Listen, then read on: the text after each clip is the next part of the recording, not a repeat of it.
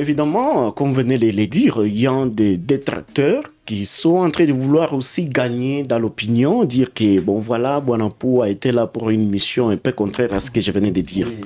Moi, je dois dire la vérité, j'ai été patriote. Si aujourd'hui, il faut parler de Wazalendo, je crois que je suis parmi ceux qui ont organisé les jeunes pour s'engager aux côtés de nos FARDC. C'est-à-dire que jamais je ne peux trahir ma mission, la mission que le peuple m'a donnée, et surtout je suis en train d'exécuter la mission que Dieu m'a donnée sur terre.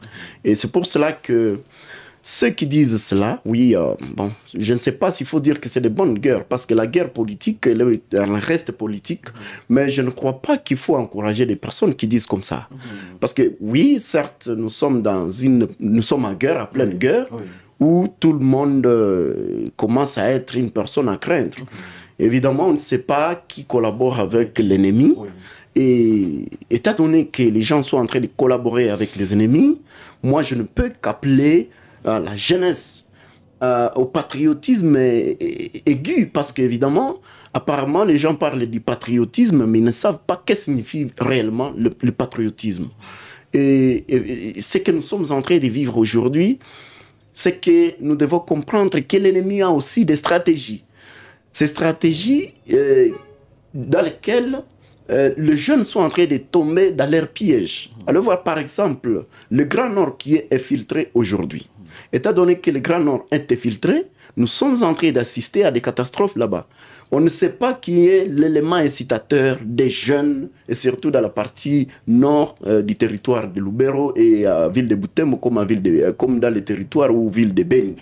Les incitateurs sont en train d'inciter les jeunes là-bas à faire la violence contre les personnes peut-être dites qui ne parlent pas la langue communautaire, la langue du milieu. La langue du milieu.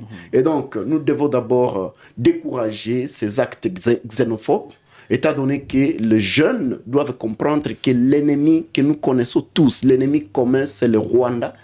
Et l'Ouganda qui est en train de fournir aussi, nous avons vu le rapport de l'ONU qui a montré que aussi l'Ouganda est en train de soutenir le M23. Et donc, ces ennemis que nous connaissons qui travaillent avec leur supplétif, le M23, nous devons nous concentrer sur ça. Et non pas croire que seule la population, la paisible population qui est en train de faire peut-être ses business à Butembo. Butembo, c'est un centre commercial. Et donc, nous devons comprendre que tout celui qui est en train de venir à Butembo pour faire le business ne doit pas nécessairement être quelqu'un qui connaît la langue locale.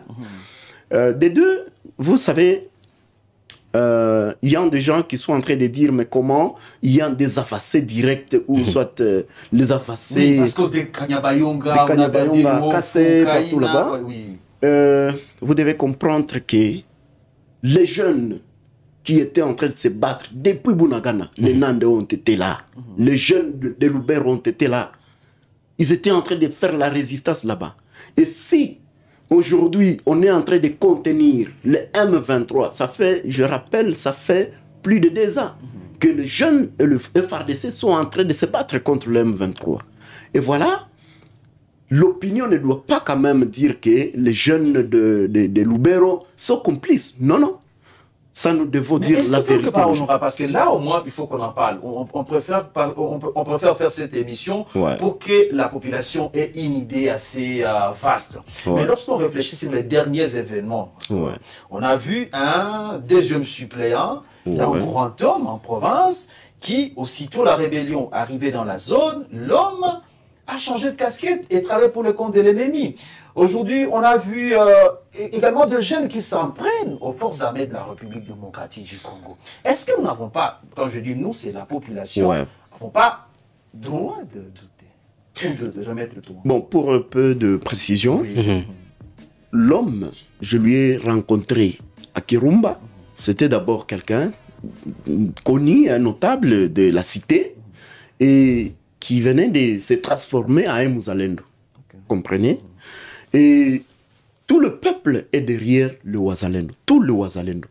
moi j'espère et je pense que c'est par ses propres convictions qu'il a accepté vraiment de travailler avec ces gens. Parce que je suis en train de voir dans les réseaux sociaux les gens dire que voilà, il faut qu'on pose des questions de personnes avec qui, par exemple, son candidat titulaire, son député, soit qu'on pose les questions sur parti politique, non. Et il avait vraiment des convictions personnelles qui lui a poussé de travailler avec ces gens. Donc ça n'a rien à voir avec les autorités. Cela n'a rien à voir avec... Parce que nous, ce qui veut moins c'est la vérité. Ouais. Rien que la vérité. Ouais. On parle aujourd'hui du BIREC. Désolé d'en parler parce que c'est un parti politique. Ouais. Votre parti politique. Oui, votre parti politique. On indexe également l'un des cadres influents, David Kamoua. Pour ne pas voiler la face. Est-ce que, quelque part, ça ne peut pas quand même être la vérité quand on voit tous ces gens qui se font entourer par quelqu'un qui peut faire ça?